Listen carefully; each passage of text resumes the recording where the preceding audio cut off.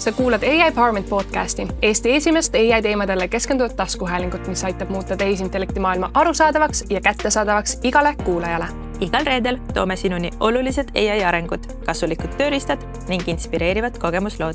Me tehisarutame inimestega, kes rakendavad AI'd päriselt nii töös kui ka igapäevaelus. Mina olen Kerlin Tigemäe, tehisintellekti koolitaja ja finantsvaldkonna praktik. Ja mina olen Sandra Reivik, ettevõtja, AI koolitaja ja AI Empowermenti looja. AI, ning head kuulamist. Tere tulemast kuulama meie riigi populaarsemat tehisintellekti podcasti. Minuga stuudios Kerlin. Tšau. Ja muidugi, nagu meil tavaks, siis me toome saatesse huvitavaid inimesi ja täna me hakkame rääkima personaalsest õppest, kuidas see siis tehisaru võtmes, praktilises võtmes välja näeb ja me sukeldume agentide maailma. Stuudios on Preedik Poopu. Tervist, Preedik! Tere! Ja tegelikult Preetikuga hea sõber, kellega on ülihea tehisarutada, nii et ma arvan, tuleb nagu põnev vestlus, et Kerlin, mina ja Preedik, et sa võid Preedik meile ka vahepeal küsimuse esitada, kui see tunne... Me mõlemad pidi. Jah, täpselt. Tunne tuleb. Aga ma natukene Preedikut tutvustan teile ka, et on tegelikult tootejuht digitaalse transformatsiooni ja tehisintellekti alal, keskendudes hetkel siis HTM-is personaalsele õppele ja haridusinnovatsioonile. Aga tema tugevused tegelikult on ärimudelite loomine, iduettevõtluse kogemus, mis tal tegelikult on juba siin aastate vältel korralikult saadud ja ka selline strateegiline tehnoloogia juhtimine ja praktilisse siis võtmesse panek. Ja ma arvan, et kuulajatel on hea kuulda seda, mis on olnud siis sinu teekond ja nagu ikka tavaks, siis kuidas sa jõudsid sellesse tehisaru maailma? Okei, nagu sa ütlesid, siis ühesõnaga iduettevõtlusega ma tegelesin 20-ndas, läksin väga paljude selliste kõrge riskiga utoopiliste ideedega kaasa, nagu avatud innovatsiooniplatvormi tahtsin kunagi teha, pokkeri õppimise sotsiaalmeedia lehekülge, igasuguseid huvitavaid asju ja tegin isegi prototüüpe valmis niimoodi väikeste tiimidega. Aga kui rääkida tehisintellektist, siis selle juurde ma jõudsin lähemalt või ütleme siis proovisin seal midagi teha aastal 2017, kui ma õppisin Rootsis digital business erialal Jönköpingus ja siis meil oli ülikoolikaaslastega ühikas selline lihtsalt arutelu, et okei, et me saame siin teoreetilisi teadmisi, aga võiks nagu ise ka proovida midagi teha lihtsalt kõrvale. Jõime õlut kuskil ühikas ja siis arutasime sakslaste ja rootslastega. Ja siis arutasime, et mis ideed kellelgi on või mis kogemused, et mida võiks nagu proovida ja siis ma jagasin ka enda Car-Auto kogemust, kus me siis tegime selliseid Exceli põhiseid suurandmete analüüsi selle osas, et milliste atribuutide kombinatsioonidega tooteid võiks mis hooajal müüa ja kui palju neile siis ruumi anda. Ja see oli, ütleme, niisugune väga käsitöö ja mingisugused sapist andmete võtmine, Excelis makrot, mingi niisugune nagu teema. Ja ühesõnaga sain veel seal siuksesse kogemuse, et Car-Auto osteti ära Senukai poolt ja siis oli palju majandamist nende kaupluste ümberehitamisega, näiteks Haaberstis on meie poolt ehitatud. See oli niisugune 2 kuud ja 3,5 miljonit projekte, need tegime siis väga palju. Senukast sai siis kõige suurem kett DIY sektoris Baltikumis. Igatahes kõik need asjad siis kombineeritult sai selliseks äriprobleemiks nagu sortimendi vahetus tehisintellekti abil. Me lõime sellise kontseptsiooni nagu Artificial Intelligence Retail Assistant, mis siis jälgib, kuidas kaubavahetus toimub, neid andmeid, kui palju kaubad ruumi võtavad ja kuidas hooajaliselt vahetub ja siis hakkab ise mingit pakkuma, et tegime niisuguse nagu prototüübi, läksime ärikiirendisse Science Parki. Starling oli selle ettevõtte nimi. Meil oli isegi juhtimiskontseptsioon, et me oleme nagu linnuparv, kes ei ole nagu kolmnurkne, vaid on nagu üks niisugune moodustus. Ja igatahes tol hetkel me ei teadnud tehisintellektist mitte midagi, aga kontseptsioon oli tegelikult päris hea. Ja ma arvan, et tegelikult see on siiamaani väärt idee, lihtsalt praeguseks ilmselt on nagu neid asju juba loodud, et see oli päris ammu aega tagasi. Et kui näiteks mõelda Pactumi peale, kelle juures on maailma suurimad firmad nagu Walmart ja igasugused, et siis ma olen nendega arutanud ka, et ei tea, et kas see asi läheb sortimendi juhtimises ka sinna poole ja kui palju ta juba läinud on. Nii et ühesõnaga, see on nagu selline esimene nagu suur kogemus, kus ma tegelikult ei teadnud mitte midagi sellest. Siis me läksime pundiga laiali, sest et inimestel olid teised karjääriambitsioonid, lõputööd tulid peale ja reisisime. ja siis tegelikult tuli koroonaaeg ja noh, mul oli isiklikud asjad ka, et vanaema jäi haigeks ja siis natuke olin Tartus, seal tegelesin tootmise efektiivistamisega. Seal tehisintellekti üle juttu käis, et kuidas seda võiks nagu siis integreerida tootmise efektiivistamisse, toormaterjalide planeerimisse ja nii edasi, aga otseselt ei olnud mingit suurt projekti nagu käimas, vähemalt minu laual. Siis ma ühesõnaga läksin sealt, ma tundsin, et ma olen nagu stuck ja pärast seda märksõna saab veel kasutada. Et ma tundsin, et ma olen kinni nagu ja läksin põhimõtteliselt nende samade kellega ma startupi tegin, nendega läksime surfama Mehhikosse ja siis saime nagu, see töösuhe lõppes nagu ära ja siis kui ma seal mõelda seda läänerannikut nendes mingisugustes bungalotes surfasin ja ringi käisin siis kuuega siis selle reisi lõpuks. Mul ei olnud plaani, mis ma edasi teen, et sõber ütles, et tuleme Münchenisse ja sinna, on ju. Aga siis ühesõnaga helistas mulle sellest samast Stackist, mis Eestis on see tehisintellekti ja masinõppe teenusepakkuja. Mindtitani kõrval siis üks teine suurimaid. Et sealt helistas Merili Auser ja ütles, et kuule, et sa olid meie number 2, et nüüd see esimene läks ära ja kas tahad meile tööle tulla? Ma olin kuskil Saiuliitas mingil katuse korrusel öösel ja ütlesin, et davai, siis lendasin Tartusse tagasi ja siis on Stackis mõnda aega. Ja seal oli päris huvitav näha seda, kuidas päris palju oli pipeline'is nagu hästi palju erinevatest tööstusharudest just selliseid nagu ärivõimalusi või mitte poolel projekt, aga selliseid nagu kõnelusi, et kas ja kuidas võiks midagi arendada. Ja sealt ma sain selline laiema vaate, et mis on üldse võimalik. Seal väga pikalt ei olnud, aga see oli nagu väärtuslik kogemus. Ja siis see oli nagu üks konkreetsem selline teenusega orienteeritud siis. Pärast seda ma elasin mõnda aega Saaremaal ja siis mõtlesin, mis ma edasi teen. Tahtsin tegelikult välismaale minna, aga ei läinud. Ja siis juhtusin sellisesse ettevõttesse nagu Aurora, kus ma alustasin tööd tootejuhina. Import, eksport ja transiit. Te olete ilmselt kuulnud sellest ettevõttest midagi. Et ta oli vahepeal päris tugevalt meedias ka ja selline suur tulevikulootus, et kahju, et nii läks nagu läks, aga ühesõnaga seda kogemust ma väga hindan. See oli siis ettevõte, mis tegeles tolli ja logistika sektoris erinevate siis lahenduste või pakkumisega või probleemide lahendamisega. Alustades sellest, et HS-kood määrati masinõppe lahenduse abil, mis siis tootekirjeldusest määras selle HS-koodi automaatselt. HS-kood on selline rahvusvahelises kaubanduses üks number, mille alusel saab arvutada välja sõltuvalt sihtriigist, lähteriigist ja tootekategooriast erinevad maksud ja muud tingimused, mis siis on applicable sellele tehingule või üle piiriveole. Ja seal oli veel igasuguseid tolliprotseduuridega seotud tehnilisi lahendusi, et kuidas siis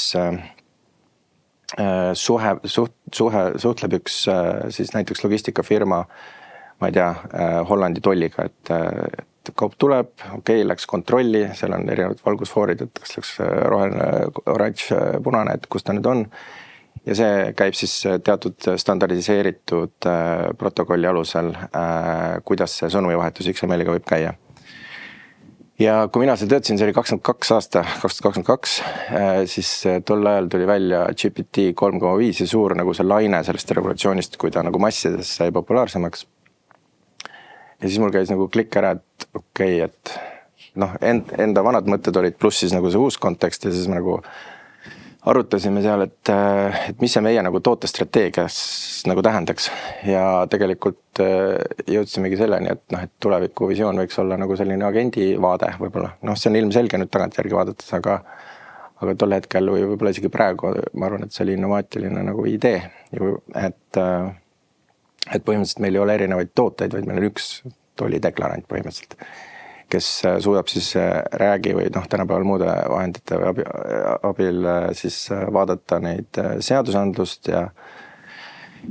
ja siis mingid tingimusi, mis või ütleme riigilt pead mingisuguse kindla dokumendi saama, et üle piiri saata, siis määrab need koodid ühesõnaga ja siis see suhtlus ka, et tegelikult see on nagu chati põhine, et parandab su vigu ja me natuke testisime seda, aga et võib-olla kui ma oleks suutnud käibe saada kiiremini ülesse ja siis võib-olla uue raundi selle AI peale saada, siis tegelikult oleks unicorn olnud sellest, ma arvan. Ja nüüd praegusel hetkel oled siis? Nüüd järgmine oligi siis haridusministeerium. Et kandideerisin tegelikult just mingile teise rolli või kuidagi niimoodi meilivahetuses arutasime, et mis nagu seal toimub. Keegi soovitas mulle seda, vist andis lingi, et mine vaata. Et seal siis jah, hariduses sattusin sellise teema peal nagu personaliseeritud õppe, ennast juhtiva õppija kontseptsiooni.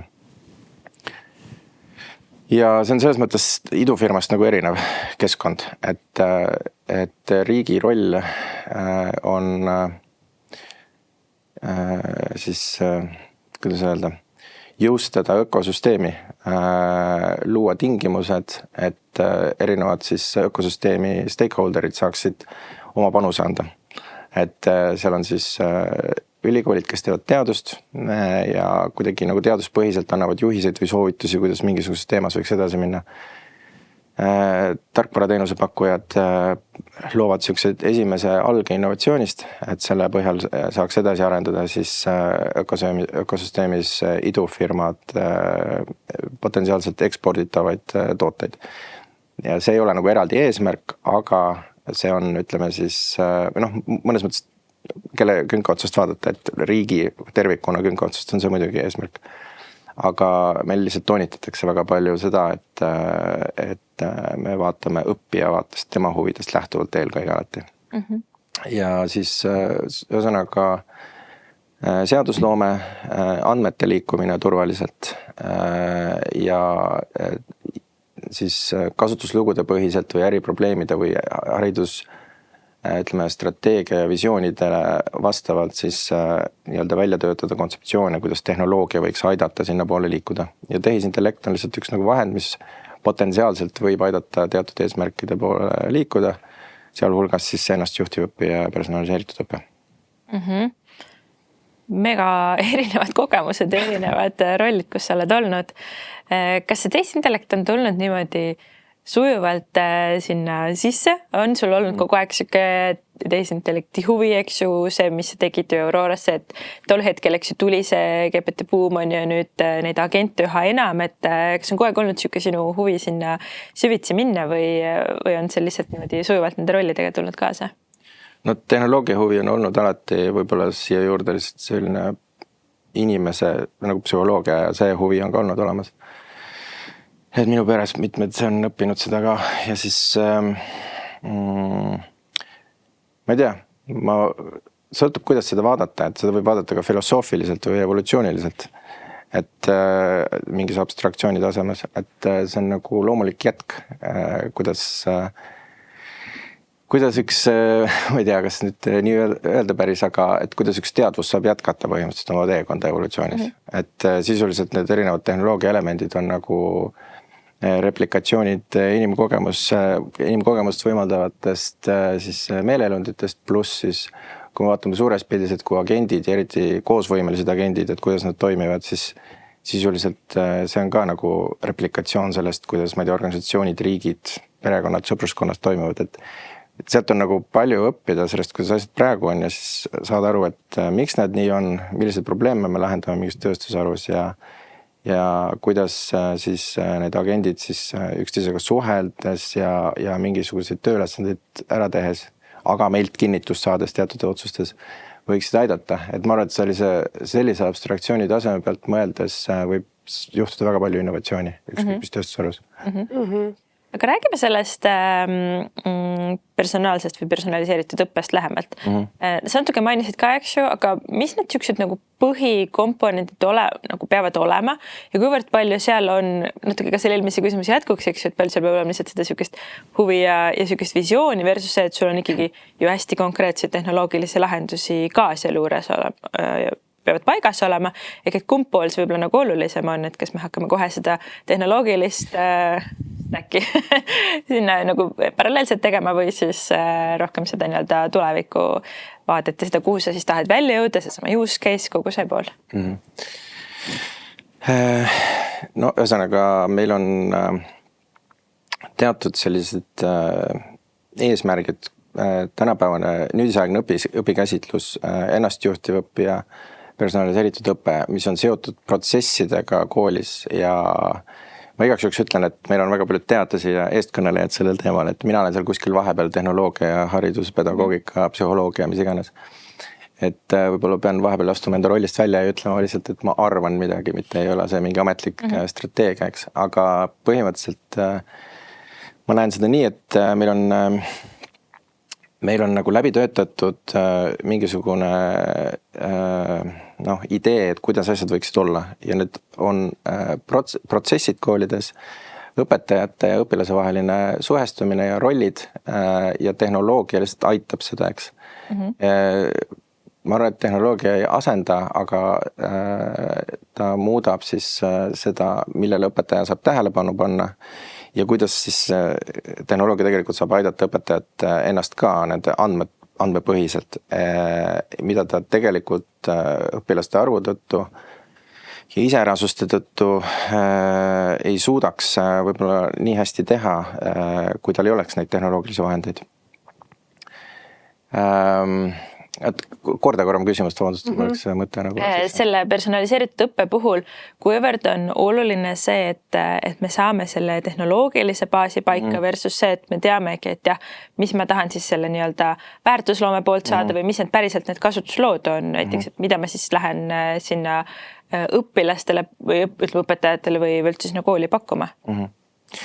Okei, no ma vastan nii, kuidas ma vastan, et ma räägin natukene võib-olla sellest kontseptsioonist, et need elemendid, millele personaliseeritud õpe ehitub vähemalt mingisuguse algse kontseptsiooni järgi, mis ei ole veel täielikult nagu kinnitust leidnud või mille osas on natukene ka vaidlusi, et on tegevusandmed, et kuidas õpilased õpivad ja on üks selline hüpotees, et kui me neid tegevusandmeid piisavalt suurel hulgal kogume, pseudonimitud või anonimitud kujul, siis on võimalik sealt leida mustreid ja nende mustrite alusel seda on teistes kontekstides ka näha olnud, kuidas see töötab, näiteks jaekaubanduses.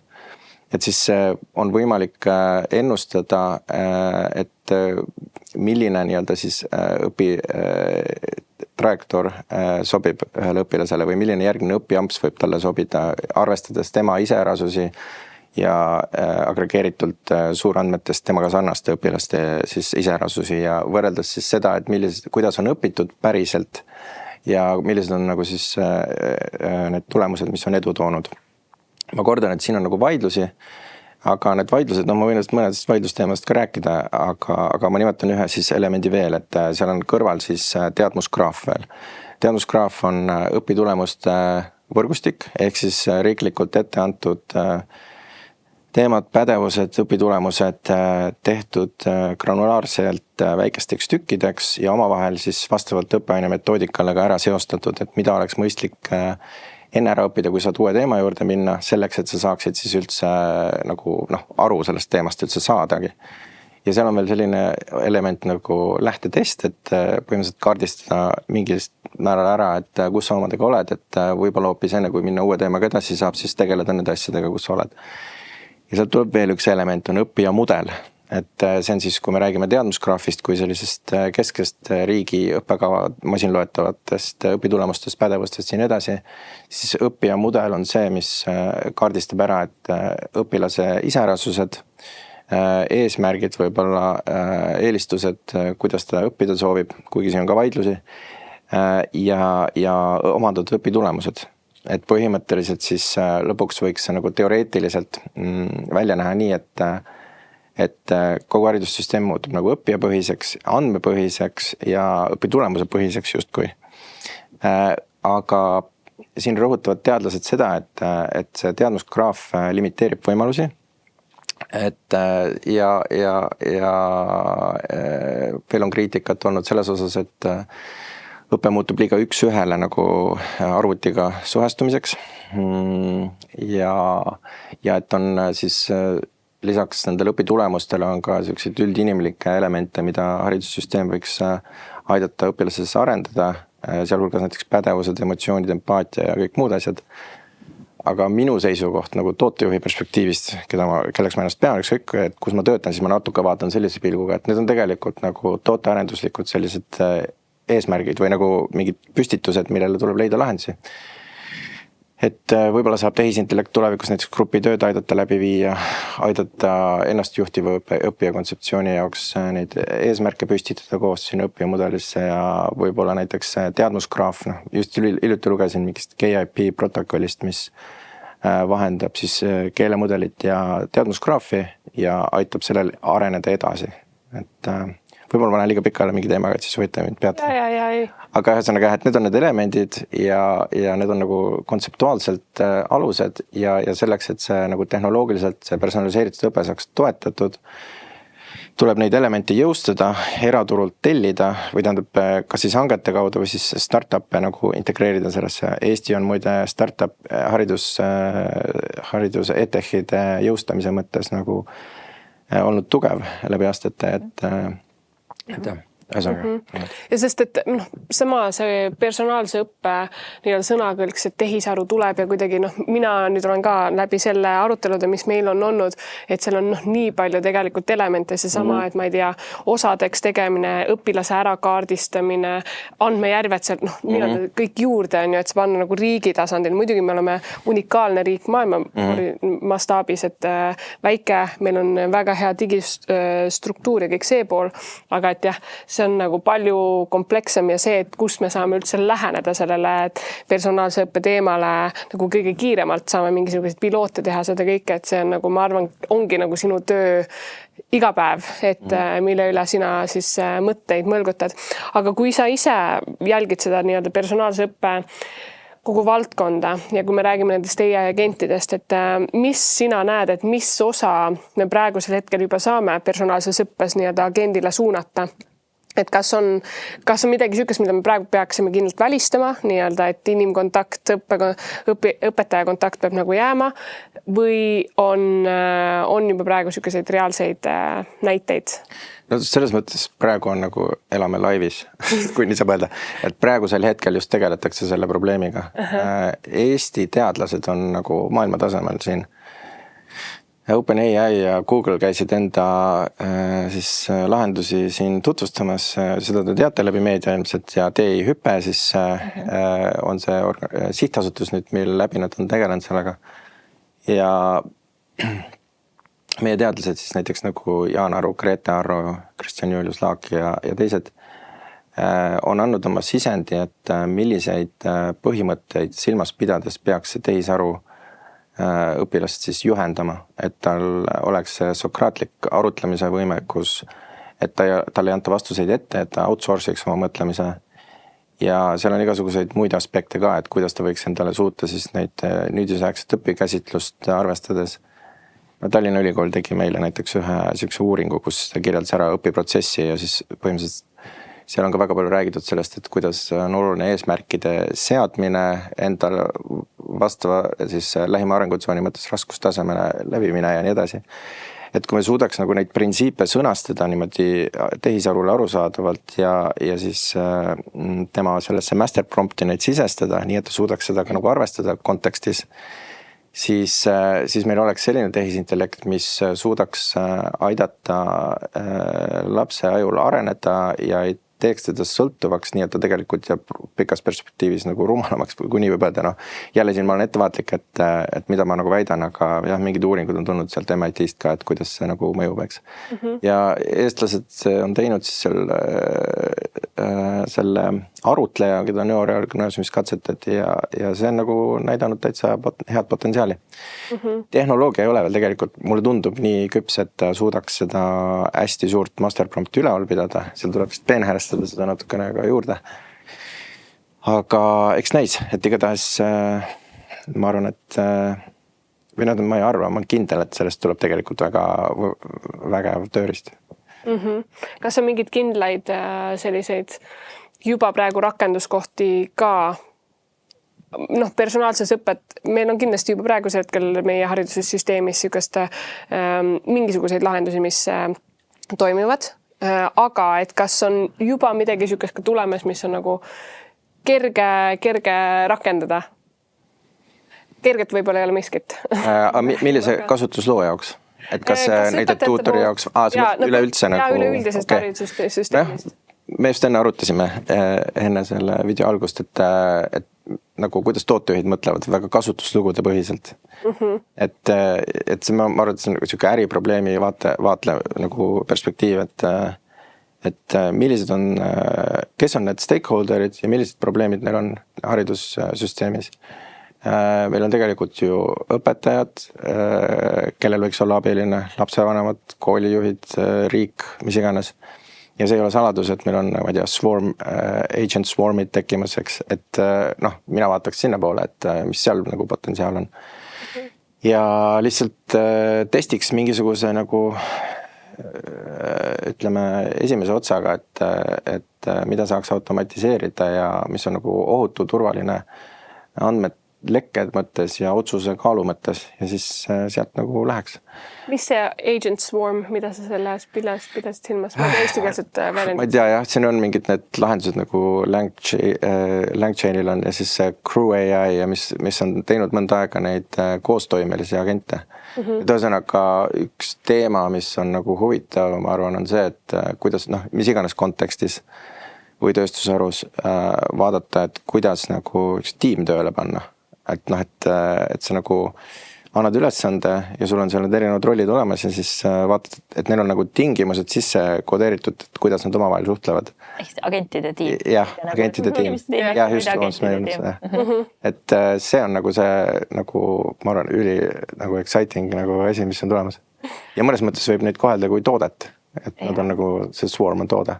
Aga räägimegi, mis need erinevad agentide tüübid üldse on või et kui me tuleme jälle selle õppe ja personaliseeritud õppe juurde, et on eks ju nii-öelda, võib-olla inimesed kuulajad rohkem teavad, need nii-öelda tuutoragendid, kes õpilasi õpetaksid ja jooksvalt jälgivad, kuidas ma õpin, eks ju, õpetajatele suunatud, ma ei tea, agendid on need samad, mida sa just mainisid. Kas sa natuke räägid sellest laiemalt, et mis need eri tüübid üldse on? Selles mõttes, et see on nagu nüüd, ma astun nagu natuke enda rollist välja, see on pool niisugune filosoofiline, nagu et selles mõttes on lihtsalt see, mis on tehnoloogia maailmas toimumas ja lihtsalt nagu seda võib kohaldada ükskõik mis konteksti. Aga meil on juttu olnud põhiliselt jah, nendest ütleme, õpetajale suunatud, et ta saaks ülevaate õpilase edenemisest õpitulemuste alusel näiteks. Et üks niisugune vajadus. Aga ja siis õpilase jaoks muidugi loomulikult on vajadus see, et ta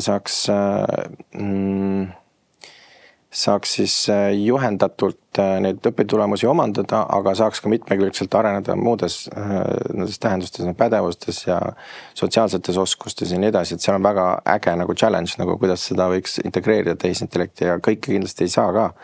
Ja seda nagu ongi kritiseeritud ja ma sellepärast olen nagu oma väidetes reserveeritud ja ettevaatlik, et ma tean, et nende asjade üle olnud väga tarkade inimeste poolt väga pikalt arutelusid ja siin ei ole kõigis asjades nagu kokkulepet veel.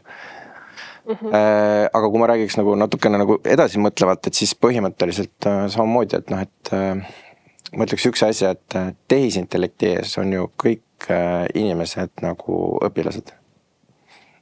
Et nii õpetajad kui, ma ei tea, ärijuhid kui kes iganes, et meil on kõigil midagi nagu just kui õppida nendest andmetest ja võib-olla ka mingid soovitusi saada. Et seal muidugi peab olema nagu jälle ettevaatlik, et see ei muutuks meie juhtijaks, eks. Et valikuvõimalused peavad jääma ja peab teadvustama ja seda võtma nagu with a grain of salt, aga ühesõnaga, et ma mõtleks kasutuslugude ja rollide põhiselt ja mõtleks nii, et me oleme kõik õppijad. Ja ma arvan, et see sama kontseptsioon, et me oleme mingisugusel hetkel harjunud, et meil on AI assistendid nii-öelda, kõrvalagendid, et kas sa ka näed seda vaadet, et meil on kõigil oma personaalsed sellised tehiskaaslased, kas saab ka päris nii öelda, aga et võib-olla nagu laiemalt, isegi mitte nagu haridusmaastikul, aga üleüldiselt see kontseptsioon, et teie agendid saavad osaks meie igapäevade elus, siis kas see on sinu silmis tõsi? Kindlasti. Mis aastal? Lihtne öelda. Mis aastal? Tegelikult on tehtud neid mingi, mis oli see AI 2027 või mingisugune veebilehekülg oli, kus oli kirjeldatud, eks neid on mitmesuguseid, aga kui on nagu tippeksperdid kokku leppinud nagu mingisugused tõenäolisuse teekaardi, et siis mingeid asju, ja ma olen seda rõhutanud seal ministeeriumis ka, et nagu mingid suksid õue peal toimuvaid suuri muudatusi, visioone, milles on kokku lepitud, peaks arvestama igaüks oma äristrateegias nagu, et mis tõenäoliselt juhtub ja kuidas me adapteerume ja sihtima oma tootearenduse juba sinna nagu, et mõtleme, et kuidas nagu siis selles uues kontekstis ellu jääda. Aga jah, see isiklik agent, et see on nagu see Jarvis oli sellel raudmehel või kes see oli, eks.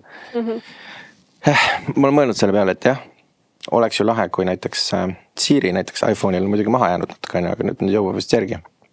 Aga sisuliselt ju potentsiaal on see, et ta teab neid minu äppides toimuvaid protsesse ja ta suudab seal ise neid asju kontrollida ja mingeid tegevusi seal teha.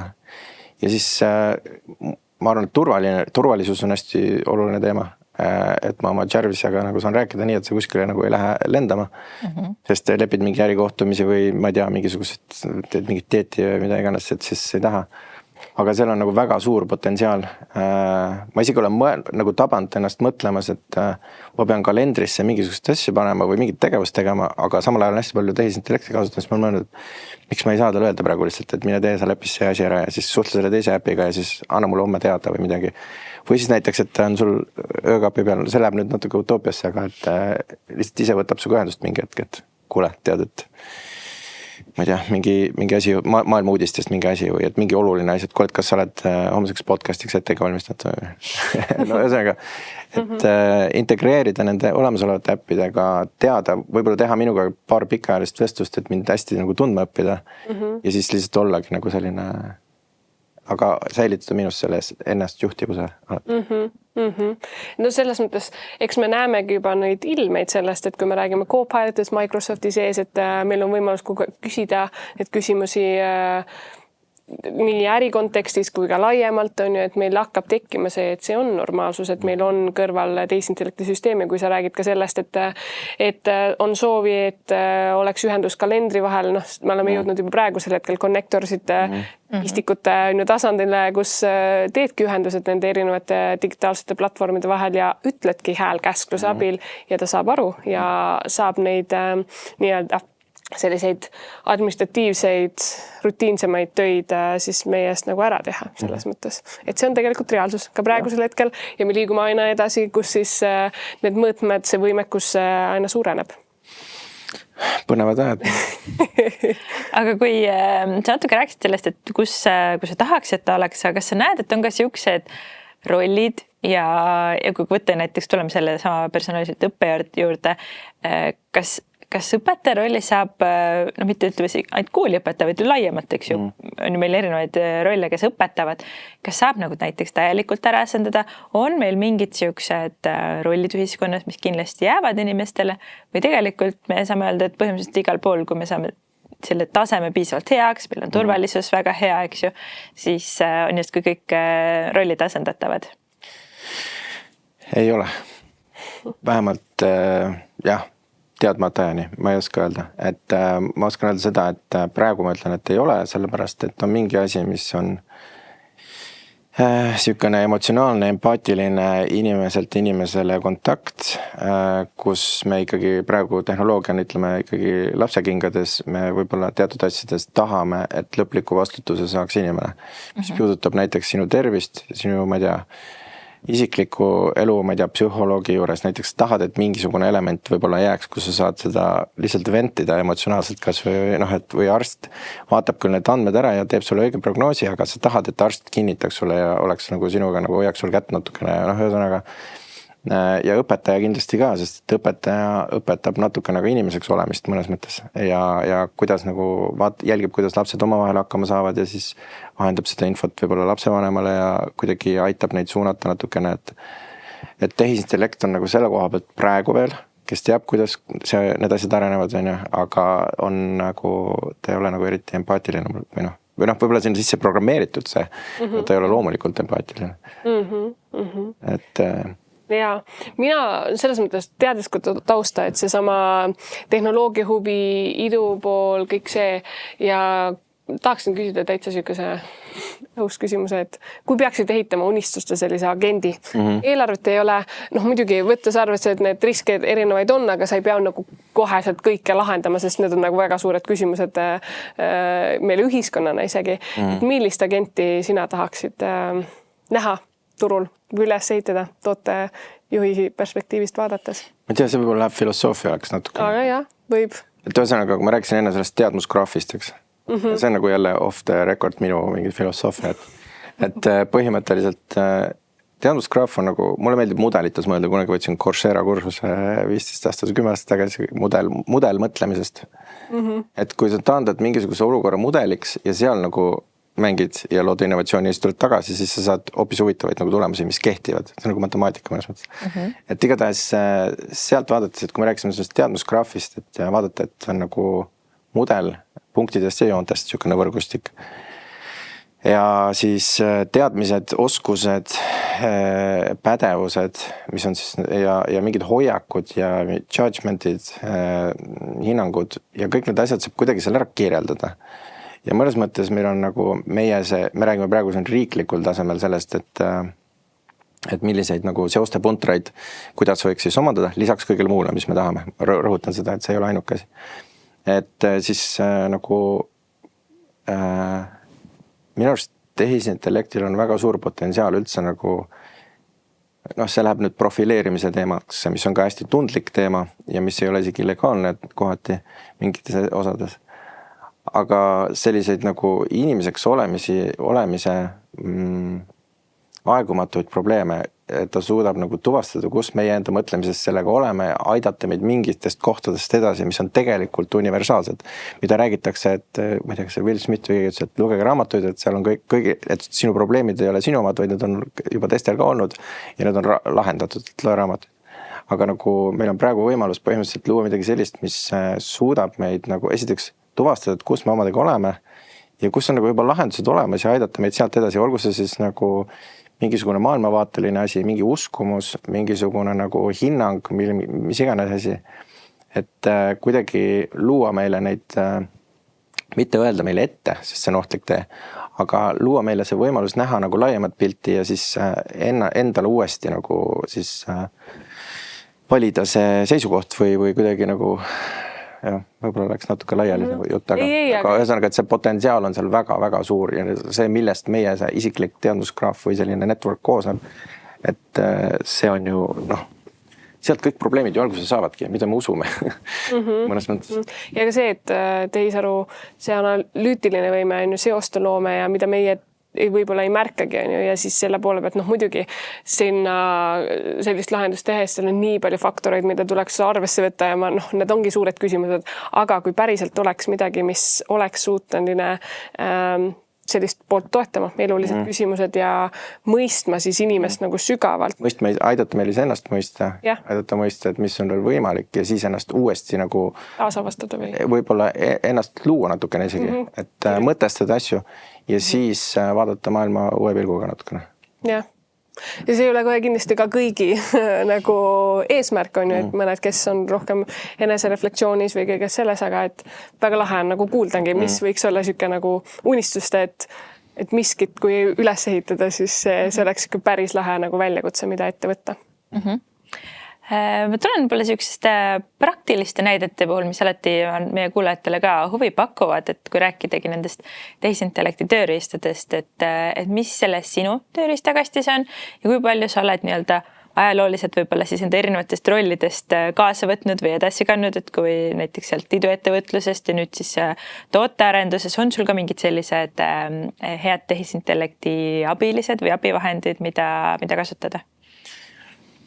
Ma olen neid proovinud erinevaid ja ma tean, mille jaoks need erinevad head on, et mis aitab koodi kirjutada paremini ja mis aitab siis, ma ei tea, seal manus näiteks, et ta automaatselt midagi teeb sinu äärest, kui ta tuli.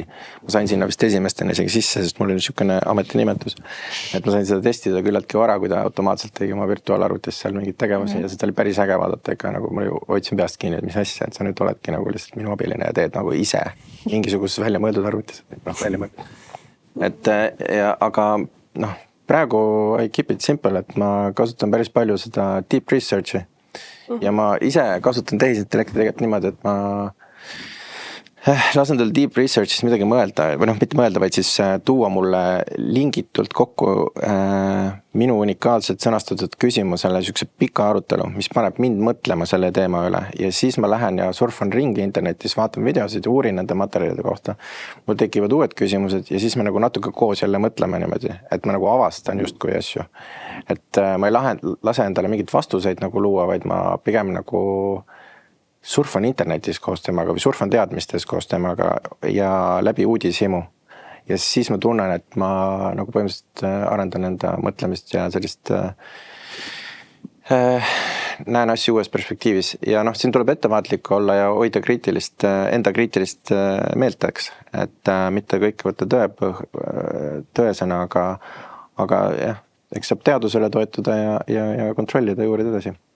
No selles mõttes ma arvan, et sa oled ise katsenes ka selle, mis tähendab nagu ise juhtiv õpilane, et tehisaruga siis ennast nagu arendada ja sellest tuleb ka nagu sissevaade, mida siis võib-olla laiemas pildis nagu riigile tuua, on ju. Läbi mõtestada. Usaldame oma teadlasi ka väga. Ja. Noh, eks sinu roll olegi see, et sa toodki neid erinevaid infokilde kokku ja pead siis mingisugusel hetkel formuleerima mõtted ja need projektideks päriselt ellu viia, on ju. Nii et selles mõttes saime ühe, deep research, ma arvan, et kui ei ole veel... Kuidas? Ma võin öelda ühe, et ma käisin kunagi seal UK-s PET-konverentsil ja siis meil oli, uurisime, et mis... See oli jaanuaris. Ja me uurisime, et mis on nagu need haridusvaldkonna nagu erinevad lahendused. Mina otsisin konkreetselt agente seal. Ma ütlesin oma töökaaslastele kohe ära, et ma tahan näha, kes agente teevad, sest ma teadsin, et see on nagu tulemas. Siis ma leidsin ühe Airia.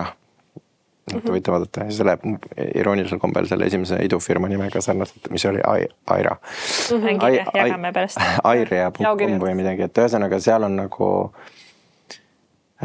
võimalik luua koosvõimelisi agente, mis on siis, mille all need mudelid nagu vahetuvad. Ja oluline, et sa lood siis nagu talle selle identiteedi või selle juhise ja saad seal dokumente lisada ja mässata nagu, et minu arust see on hästi huvitav nagu maailm, et kus nagu katsetada. Neid on veel ilmselt ja on tuntud need LangChain, LangGraph, CrewAI ja need, mis võimaldavad siis teha nagu koosvõimisagente ka. Ja N8N, Make ja vibe codingu asjad kõik, on ju. Et need on ju tuntud nimed või mis ma ilmselt ei oleta neid nimetanud siin. Ei, aga see on alati, me paneme ikkagi nagu jaokirjeldusse, et keegi võib-olla ei ole pruukinud kuulata varem see episoodi, siis on preedikut on kuulnud ja meekled ka. Airia siis ma arvan vähem tuntud. Ja, väga hea. Selles mõttes, et ja deep research, mis ma tahtsin lihtsalt öelda, et kui mulle meeldib nagu see, et me vahel võime inspireeruda väikestest hetkedest, et kui sa ei ole deep researchi näiteks proovinud, siis suurtemates keelemudelites on olemas deep research funktsionaalsus, mis ongi siis nagu süvauuring.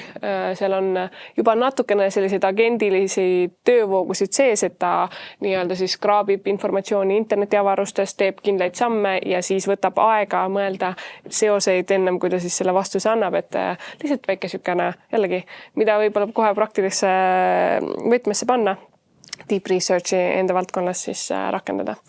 Vot. Aga aeg on olnud selles mõttes armutu jällegi. Iga kord ma arvan, meil on Kerliniga see, et neid küsimusi on nagu palju, mida võiks tegelikult ja suundi, kuhu nagu poole minna. Aga ma selles mõttes, kui me räägime nagu tuleviku poolelt, kas siis... Ja kui me võtame ikkagi hariduspoolt, see on ikkagi praegusel hetkel sinu laual ka nagu südameasjana.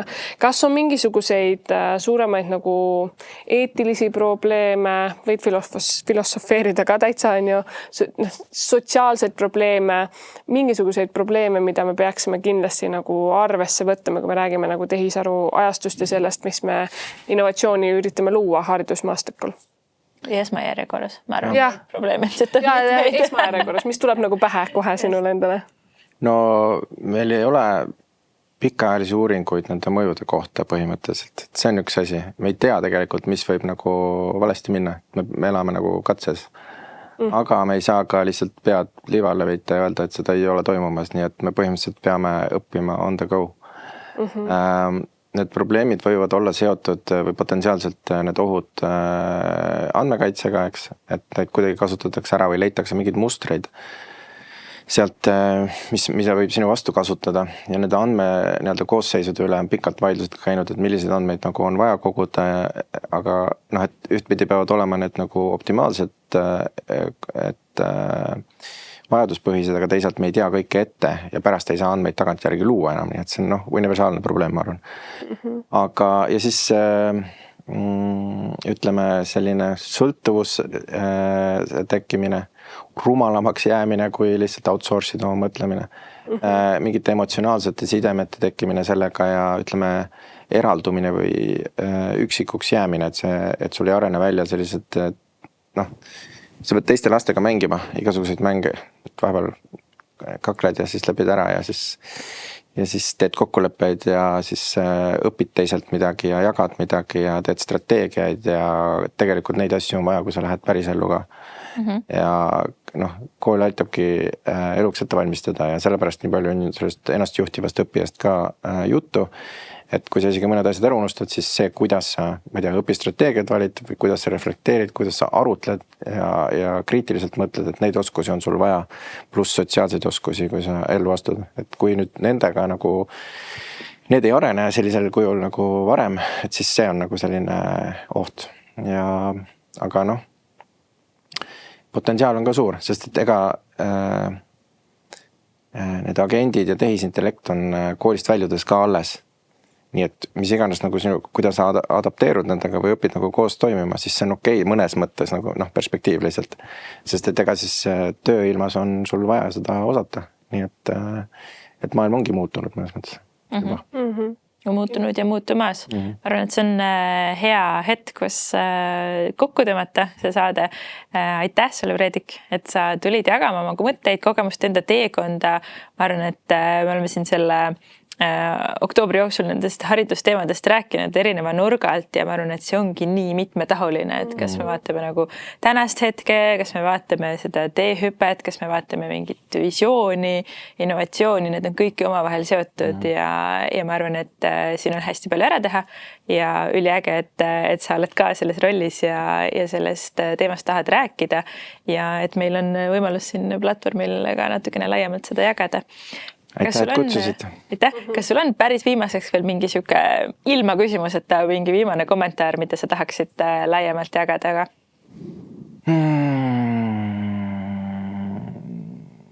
Ma ei tea, ma julgustaks inimesi ükskõik, kus tööstusharus nad töötavad või mis nende tööroll on, et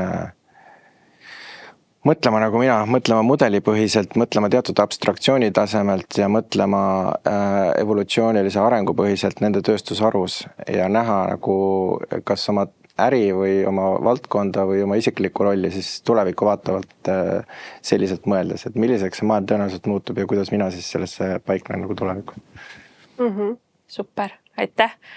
Ja hea kuulaja, kui sa tahad veel nendest ägedatest põnevatest teemadest ja kõikidest võimalustest kuulda, mis tehisintellekti maailmas pakkuda on, siis ootame sind hea meelega ka järgmisel reedel meid kuulama. Pane siis follow, kas sa oled harjunud Spotify'ga või Apple'iga või YouTube'iga, kus sa saad meid kõiki ka videopildis näha, siis igal juhul ootame sind järgmine nädal tagasi ja kui see follow nupuga pandud, siis tuleb sulle ka teavitus sellest, et kui see episood välja läheb, siis kohe kuuled sellest esimesena.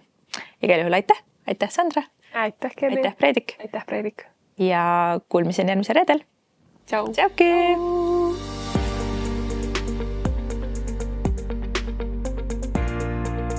Täname Estonian Business Schooli, kes on meie ametlik tehniline partner ja pakub taskuhäälingute salvestamiseks professionaalset video- ja helistuudiot.